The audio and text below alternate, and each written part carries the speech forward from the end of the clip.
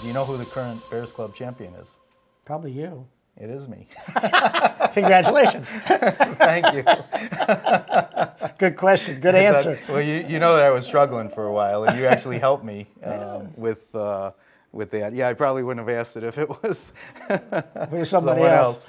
But you kind of got me back on track with some of Good. the things that you showed me, and it's nice to, maybe in some small comparison to, like what you said about '86, that.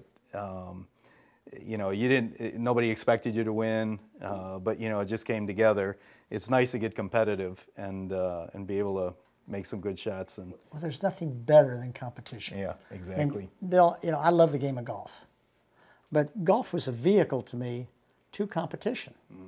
And because I played golf well, I was able to compete, and that's what it's all about. Yeah. And I play a lot of tennis now.